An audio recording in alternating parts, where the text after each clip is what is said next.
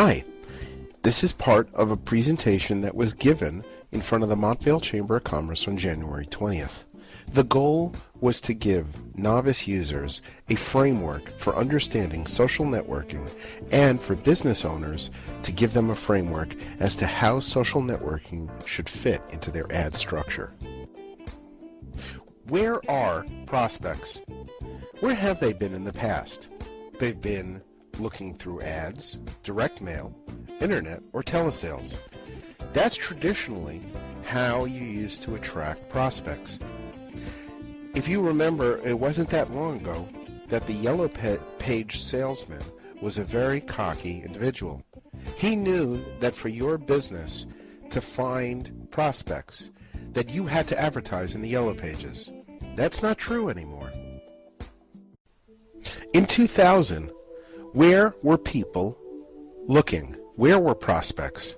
They were watching TV, they were listening to the radio, they were reading newspapers and magazines. It was a relatively static, fixed world. The time it took to make an advertisement for a magazine was a fixed amount of time, and you had a certain window to get your content organized and together. In 2011, where is content? And where are our prospects?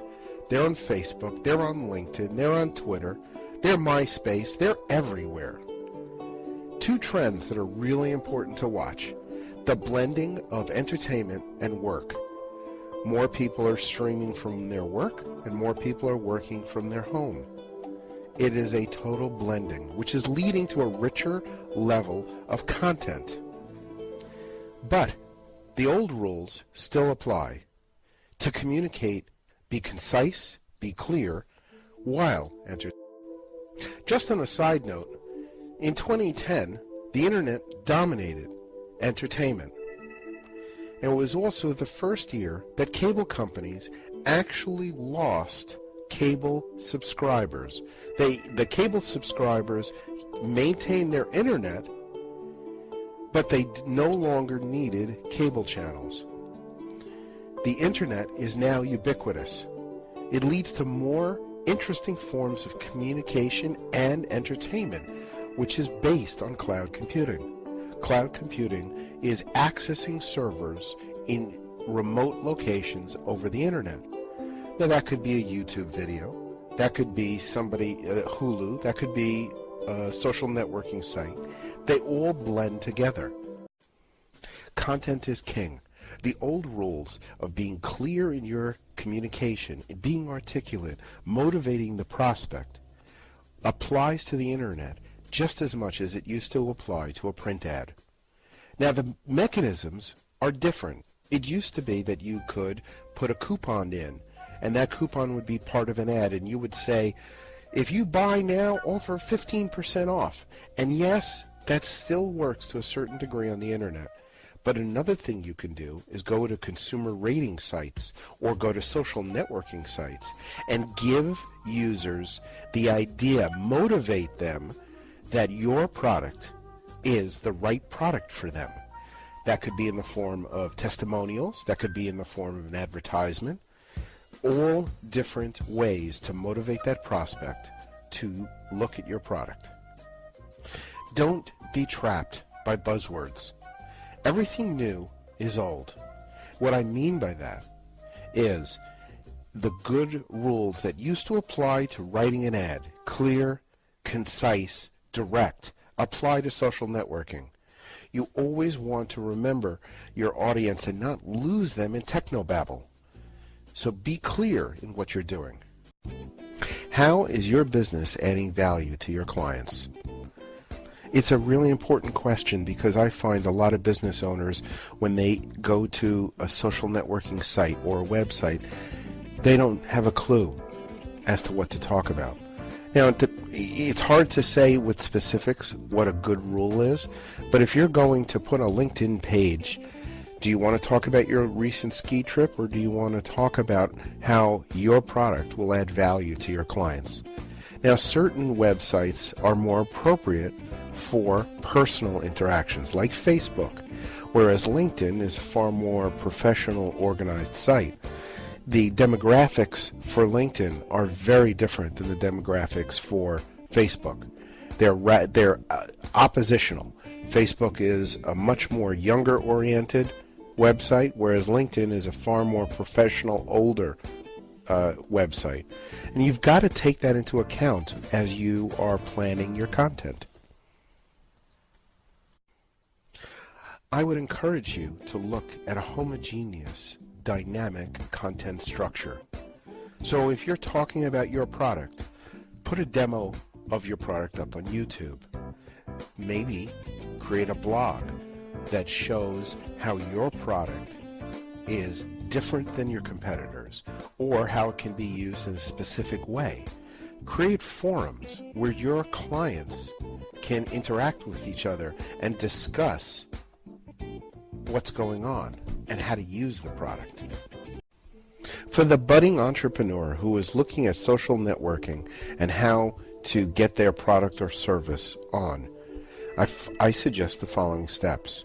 First, determine who your prospects are. Second, where are those prospects? What website are they visiting on a daily or hourly basis for their information, and what are they interested in? Next, what will attract them? What sales can you offer? What kind of product can you offer? Then I would say start. Put up a basic interactive content site. This could be in the sense of a forum, a blog, or a basic website. Ask for feedback from those visitors. And once you receive the feedback, and you will, then be genuine in your answers. Don't try to sales people, because if you do, it's just going to turn people off, and you will then attract the wrong type of prospect. You want somebody to come in and purchase your product. Then, based on the feedback, adapt. Change what you do and what you're advertising and how you're structured, and respond to the input you're getting. We have a couple of clients that have really done a lot of good things to advertise their products. One is CJS Violations. They fight traffic tickets. That's what they do. And they give classes. So it's a free service, and they have many friends on Facebook, and that's where they're getting their entree. They also have on their site certain driving information, which is really, really helpful. Another client is Mutual Screw and Tape. Contrary to what the name is, they sell machine screws. This is a group of gentlemen who owned hardware stores, multiple, and they took their 140 years worth of knowledge about what type of screw to use, and they put it onto a website. And they've converted their business from a brick and mortar to an internet-only sales model. And on their site, they will have articles about how to use the right screw in the right situation, etc. Now, they're not typically a social networking. They don't socially network, but what they do have is solid information, which if they chose to, they then could post as a blog or advertise in a constant contact or eye contact newsletter that could then go out.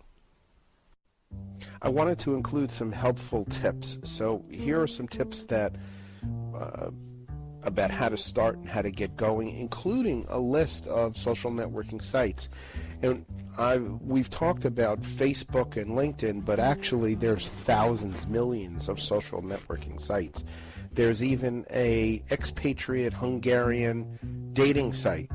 So if that was who you wanted to target, there's a great place that would be actually very cheap to advertise and to work. Protected Harbor is my company. We offer 7x24 technical support through our 3 data centers. Currently, we provide technical support for over 70 organizations in the tri-state area. We manage, for example, the Woodcliff Lake School District, Big Brothers Big Sisters, and several state agencies. We offer unlimited support for a flat monthly fee. If we can help you, if you're frustrated with your email or your technology, please let us know. We also would actively entertain speaking opportunities. So if your group would like an on-site presentation, we would be happy to help. If you found this presentation helpful, please consider inviting us to speak in front of your group. Speaking opportunities are the way I can differentiate my company's ability versus other technology providers. Areas of expertise that we can authoritatively speak on are computer operations, protecting an office, smartphones, social networking, and reducing technology costs.